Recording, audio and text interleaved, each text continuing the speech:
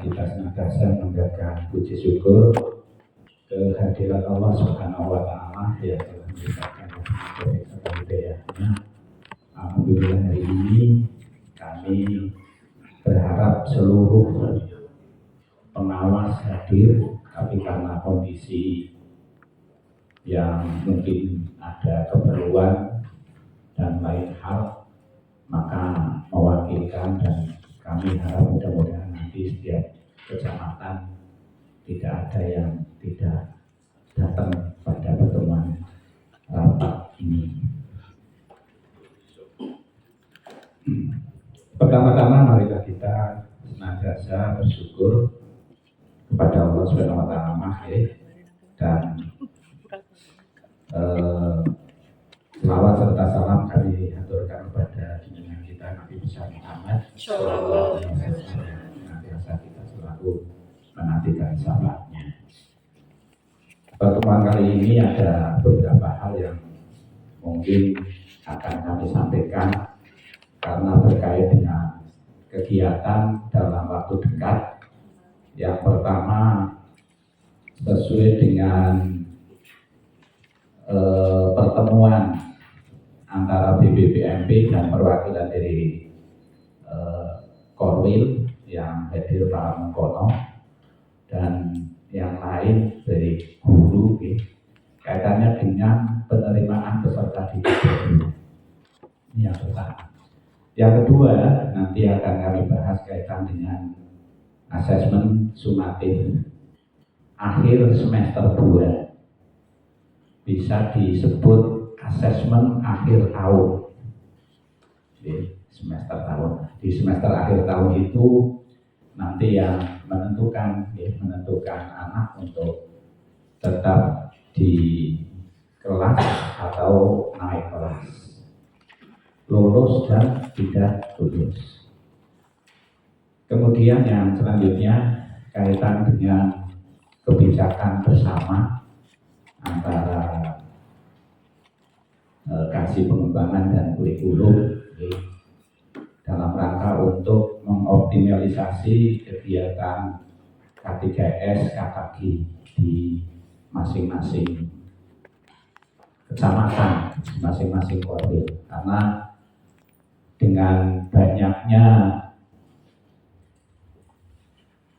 kegiatan yang datang dari kementerian secara langsung dengan guru, dengan kepala sekolah, artinya rujukannya langsung ke sekolah, maka dipandang perlu pengawas laporan yang dituangkan untuk bisa mendampingi kegiatan guru di sekolah agar nanti tidak ada guru yang tidak paham.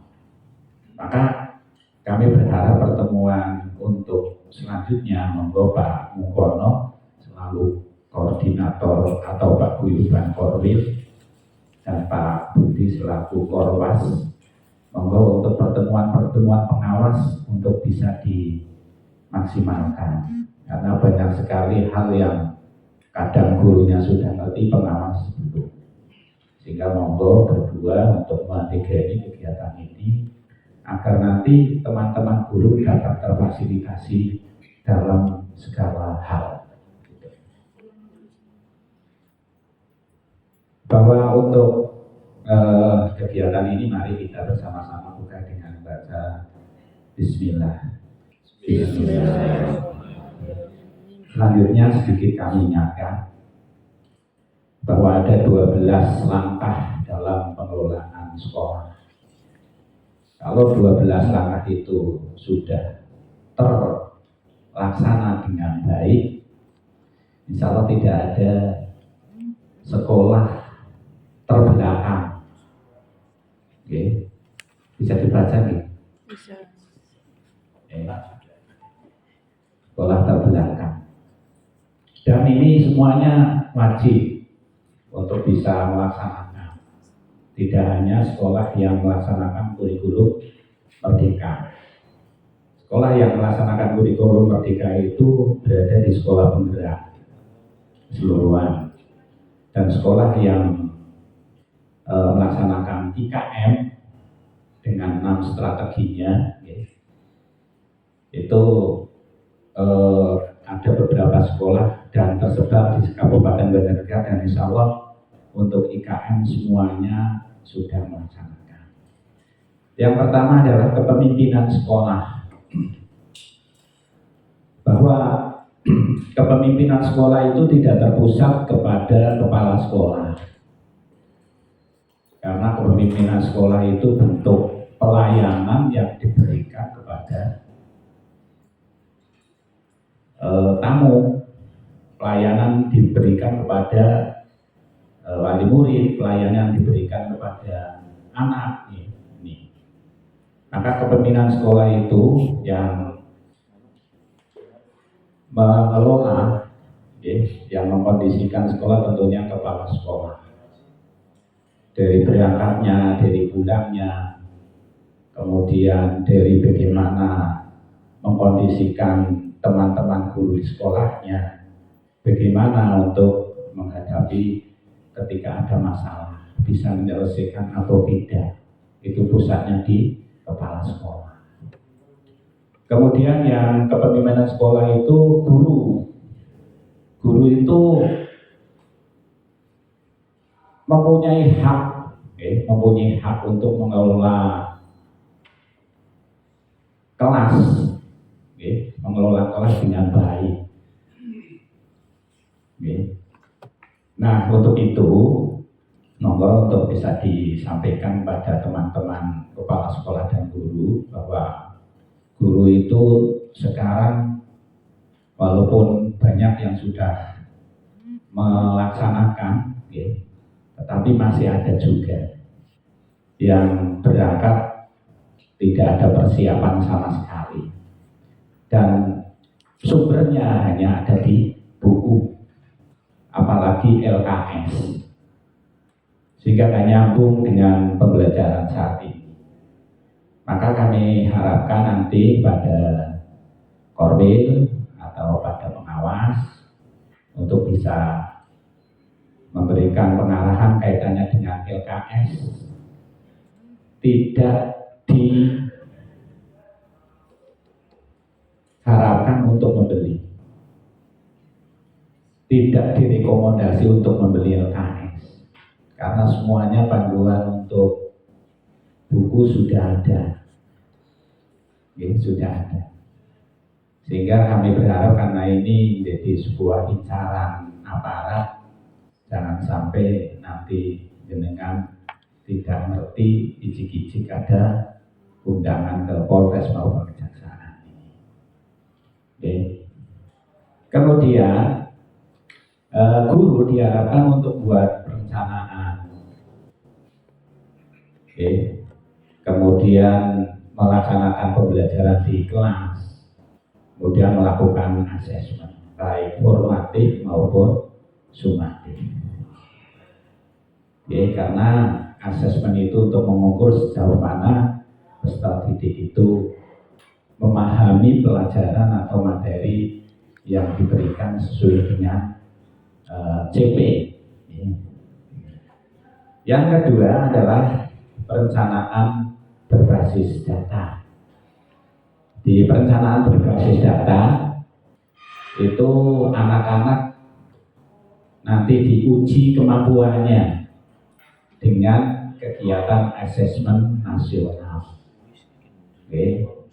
Dengan asesmen nasional. Di asesmen nasional itu ada MTK,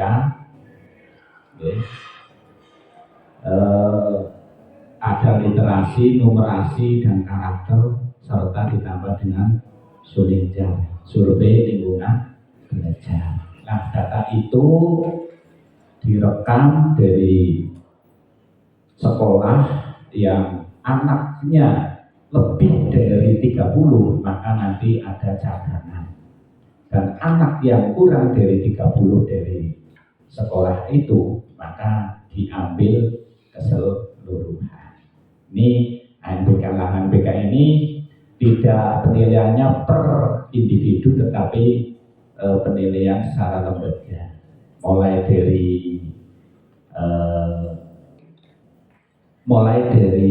sekolah, kemudian pemerintah daerah, pemerintah provinsi, kemudian sampai nasional. Sehingga perencanaan berbasis jasa itu nanti akan dijadikan rujukan untuk bisa mengukur sejauh mana peserta didik mencapai literasi numerasinya dan karakternya seterusnya. Dan nanti berkaitan dengan hal itu, nanti ada rekomendasi bagi sekolah atau sekolah untuk bisa dialokasikan dana BOS melalui alokasi. Yang berikutnya kurikulum. Kurikulum. Saya yakin teman-teman dan alhamdulillah dari sekian banyak 616 sekolah, data di Dapodik masih 617 karena pas segera ternyata belum clear. Ya, pas segera belum clear sehingga kemarin yang SKT PPK-nya itu masih saja tapi sudah kami komunikasikan. Ini yang menjadi pembagi persentase peringkat kabupaten. Jadi orang melu malah melu bagi. Mureni. Nah, di kurikulum ini nanti monggo Bapak Ibu pengawas untuk mendampingi pembuatannya. Karena untuk saat ini saya yakin sudah mampu. Masing-masing sekolah sudah mampu. Kalau dulu itu modelnya copy paste, sekarang mungkin sudah tidak. Ya, sudah tidak beda. Maka disarankan pada Bapak Ibu untuk mendampingi dengan cara nanti penyusunan kurikulum, utamanya dokumen satunya itu mengundang ada tokoh masyarakat, ada komite, kemudian didampingi sehingga nanti tidak asal copy paste. Saya prihatin untuk pembelajaran bahasa Inggris benar nggak dilaksanakan, diajarkan di sekolah-sekolah yang tidak ada guru bahasa Inggrisnya. Dengan pembelajaran yang kemarin dilakukan melalui pelatihan. Maka monggo untuk bisa ditekankan kalau memang sekolah itu tidak mampu dengan ketersediaan tenaga khususnya bahasa Inggris, maka harapan kami ya nggak usah di strukturnya dimasukkan pembelajaran bahasa Inggris. Nih dan semuanya makhluk bahasa Inggris rata-rata seperti itu artinya sekolah itu siap untuk bisa melakukan pembelajaran bahasa Inggris. Kemudian yang selanjutnya kaitannya dengan visi misi Kabupaten Banjarnegara, setelah saya baca-baca itu 80% sama visi misinya. Visi misinya sama. Kompak. Sing ora gawah dhewe. Ya, ora gitu. Lah monggo Bapak Ibu diberi bekal untuk bagaimana menyusun kisi-kisi. Kalau dulu saya ketika menjadi kepala sekolah itu menyusun kisi-kisi itu visi-misi, ora kisi-kisi. Visi-misi. Sing sarang sing dong ngomong gitu. Di awal tahun pasti ada wali murid yang datang dengan menuntut anaknya untuk mendaftarkan sekolah di sekolahan tersebut di awal tahun. Maka asumsi kami untuk membuat kisi-kisi itu menanyakan kepada wali murid tersebut, kenapa jenengan kepengen anaknya sekolah di sini? Nah, kalau sudah dijawab itu merupakan sebuah harapan dari orang tua, dan harapan itu bisa dimunculkan melalui visi. Misalnya, kenapa saya kepingin anaknya berprestasi, maka unsur prestasi itu muncul. Saya kepingin anaknya pintar, saya kepingin anaknya terlayani dengan baik. Maka ketika sudah bicara terlayani dengan baik, di situ fasilitas, kenyamanan dan sebagainya itu pasti muncul di lingkungan. Misalnya fasilitas sekolah itu seperti apa? Di lingkungan sekolah yang nyaman atau menyenangkan. Berarti di situ mewujudkan sekolah yang berprestasi. Kalau anaknya kepengen mandiri, soleh dan sebagainya, baik unsur agama indikatornya dimasukkan. Monggo dilakukan hal seperti itu. Kemudian yang berikutnya adalah pembelajaran dan asesmen. Pembelajaran dan asesmen. Ada 616 sekolah, dikurangi 10, karena yang 10 melaksanakan kurikulum merdeka. Berarti ada 606 sekolah yang melaksanakan implementasi kurikulum merdeka secara mandiri. Melaksanakan kurikulum merdeka secara mandiri. Selebihnya yang 10 adalah melaksanakan kurikulum merdeka yang sekolah penggerak. Nah, dengan hal itu nanti tentunya untuk pembelajarannya juga berbeda. Kelas 1, 2, 4, 5 itu menerapkan kurikulum merdeka bagi sekolah yang melaksanakan kurikulum merdeka dan kurikulum 13. Kemudian kelas 3 dan kelas 6 itu masih tetap melaksanakan kurikulum 13. Maka tentunya pembelajarannya pun juga masih beda. Pembelajaran itu beda. Kalau di 13 berarti masih pendekatan tema. Tetapi kalau yang kurikulum merdeka sudah mata pelajaran. Nah, untuk itu monggo, karena ini hal baru dan saya yakin teman-teman sudah mulai memahami melalui PMM. Karena salah satu strateginya guru dan kepala sekolah diwajibkan untuk masuk PMM. Dan alhamdulillah sekarang kemerukut. Sekarang itu nggak diperintah baik belum. Kenapa? Karena ada fitur ini kinerja. Dan mudah-mudahan EKIN yang ada di BKN itu dilinkkan dengan EKIN yang ada di BKD, sehingga untuk kepala sekolah tidak 2 kali melaksanakan itu. Dan informasi itu mengarah ke sana. Moga-moga terrealisasi. Nah, di PMM itu guru itu ya wajib untuk bisa membuka PMM dan mempelajari PMM yang ada melalui beberapa topik.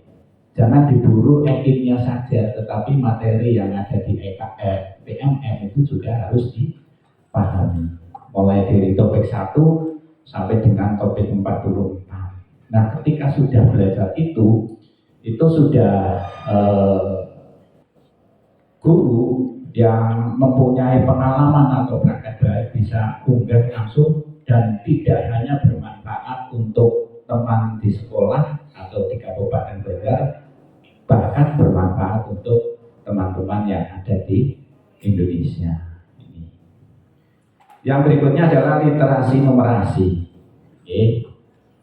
Ini hal yang sudah lama kita kenal, literasi numerasi. Kalau berbicara literasi berarti anak dituntut untuk bisa membaca, literasi membaca. Kemudian bagaimana untuk bisa mengenali atau memahami si bacaan itu. Tidak hanya sebatas membaca. Ini gambar gambaran seperti itulah. Ini rencana Bapak Ibu, kami ada program untuk bintek pengelolaan penguatan bintek penguatan literasi dan numerasi nanti ada waktunya, dan kemudian ada juga bintek implementasi kurikulum Merdeka untuk kelas 3 dan kelas 6. Kami juga mengalokasikan anggaran tersebut. Yang selanjutnya adalah P5, Proyek Penguatan Profil Pelajar Pancasila. Di sini kontennya adalah proses, bukan hasil. Oke, ketika anak disuruh untuk membuat makanan atau membuat ukiran atau yang lain, itu benar-benar guru itu melihat secara langsung proses yang dilakukan anak. Oke, kalau dulu membuat asbak, membuat asbak di SD, ini yang membuat orang tuanya, dan situ guru menilai bagus atau tidak, padahal yang membuat orang tua. Bahkan ketika anak membuat tidak bagus, nilainya jelek. Gurunya membuat orang tuanya membuat bagus, nilainya baik. Itu kan gak adil. Maka ini dirubah prosesnya melalui beberapa dimensi seperti mandirian, gotong royong, bagaimana anak untuk bekerja sama dan sebagainya. Selanjutnya komunitas belajar. Di komunitas belajar ini, kalau dulu mengenalnya adalah sekelompok, sekelompok guru atau GTK yang melakukan kegiatan dalam rangka untuk memahami materi yang dibahas. Kalau sekarang itu ada komunitas belajar inter sekolah. Kepala sekolah dengan guru, guru dengan dengan guru, ini inter. Ketika ada permasalahan kesulitan pembelajaran di kelas, tentunya itu dimurkan atau disampaikan kepada forum itu di inter sekolahnya, sehingga ketika nanti bisa diselesaikan permasalahan beres. Tapi ketika belum bisa diselesaikan masalah kaitannya dengan pembelajaran, bisa dibawa dengan KKG atau kegiatan antar sekolah. Tidak harus banyak orang, tidak harus banyak orang, atau harus melalui KKG tidak. Tetapi sudah keluar kalau tadi inter, sekarang antar sekolah. Yang berikutnya adalah komunitas belajar melalui PMM. Komunitas belajar melalui PMM. Nah, PMM ini itu sebuah aplikasi yang di situ banyak sekali fitur yang dapat kita pelajari, dan tentunya kalau guru-guru mempunyai pengalaman baik bisa diinput di PMM dan bisa dibagikan ke seluruh guru yang ada di Indonesia. Berarti ada 3 untuk komunitas belajar ini. Komunitas belajar itu salah satu strategi dalam penerapan implementasi kurikulum secara mandiri. Kemudian berbagi praktek baik. Tentunya ketika Bapak Ibu mempunyai guru yang sudah terlihat bagus, maka berbagi praktek baik itu bisa disarankan. Kalau di Pak Gentang itu ada Mbak Desi, maka ketika itu disarankan untuk berbagi atau mencari ilmu dengan Mbak Desi, atau mengundang Mbak Desi untuk bisa berbagi pengalamannya di komunitasnya atau KKG atau K3S dan sebagainya. Seperti kemarin ada webinar, bukan series, tapi webinar, dan yakin semuanya bisa belajar melalui webinar. Kemudian yang berikutnya disiplin positif. Ini hal baru, disiplin positif. Oke. Yang sekarang sedang melakukan adalah bagi guru-guru penggerak. Karena materi disiplin positif itu ada di guru penggerak. Oke. Disiplin positif itu melakukan kegiatan yang positif tentunya. Melakukan kegiatan yang positif. Anak itu tidak takut dengan ancaman, tidak takut dengan sanksi yang diberikan, tapi anak itu dengan tulus melakukan sendiri. Nanti kalau nggak dilakukan, nanti domai Pak Guru, berarti ada pamrihnya, kok domai Pak Guru. Nanti kalau melakukan, nanti dapat hadiah. Itu berarti tendensi dari anak, itu berarti saya melakukan karena akan mendapatkan hadiah. Gitu. Maka itu hal yang harus dibuang, harus dibangun. Bagaimana anak itu ketika melihat sampah, tanpa ada orang, tanpa ada yang melihat, langsung seketika mengambil sampah, ditaruh di tong sampah. Itu berarti sudah tidak ada tendensi nanti dihukum atau nanti mendapat hadiah. Ini di disiplin positif, termasuk di sekolah. Kalau guru yang biasa merokok, maka diterapkan aturan partisipatif.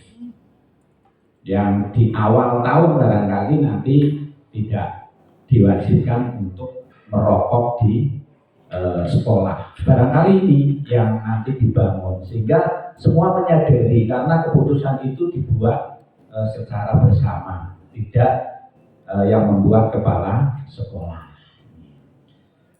Yang berikutnya adalah wawasan kebinekaan. Kita tahu bahwa untuk sekarang tidak boleh sekolah itu menolak siswa dalam kondisi apapun. Tentunya anak-anak dalam kondisi apapun itu anak yang mengalami atau berkebutuhan khusus. Maka biasanya ketika berkebutuhan khusus anak tersebut itu pasti ada teman yang merasa jahil, merasa iri dan sebagainya, dengki dan sebagainya. Itu buliannya adalah sasarannya adalah anak yang berkebutuhan khusus. Maka di sini yang kebijakan itu tidak ada pembedaan antara suku, ras, agama dan sebagainya. Apalagi agama yang minoritas di sekolah tersebut itu diharapkan bisa menjaga antar inter dan seterusnya. Ini. Berikutnya adalah kunjungan ke lapangan. Boleh, monggo direncanakan program untuk bisa berkunjung ke sekolah penggerak. Karena sekolah penggerak itu wajib untuk mengimbaskan ke sekolah yang lain. Ya, kalau di sini sudah ada sekolah penggerak, maka monggo yang terdekat untuk bisa dikunjungi. Bagaimana untuk pengelolaan sekolah penggerak yang sudah dilakukan. Ini menjadi sebuah harapan sekolah itu nyontoh bagaimana administrasinya, bagaimana pembelajarannya, bagaimana pengelolaan lingkungannya dan sebagainya. Yang terakhir adalah refleksi akhir tahun. Selesai di bulan Desember, kalau akhir tahun pelajaran berarti di bulan Juni. Di bulan Juni selesai kegiatan pembelajaran sekolah itu sudah selesai, anak-anak sudah dipersiapkan untuk mendapatkan rapor, mendapatkan ijazah dan sebagainya. Nanti di akhir tahun ada refleksi, kekurangan kelemahannya dimunculkan supaya apa? Supaya ke depan tidak terulang lagi. Contoh kurikulum, kekurangannya masih banyak kurikulum copy paste. Maka ke depan jangan sampai ada kurikulum yang copy paste, hanya sebatas menginput atau membuat kurikulum, dan ketika guru ditanya itu tidak paham. Gurunya kurang ngerti apa maning lainnya. Dan semuanya harus paham karena itu sebuah perangkat yang harus dipahami oleh warga sekolah tentunya. Itu barangkali 12 langkah dalam pengelolaan sekolah yang berharap monggo untuk bisa disampaikan kepada teman-teman guru, teman-teman kepala sekolah. Harapan nanti paham dengan hal itu dan dapat dilaksanakan. Selanjutnya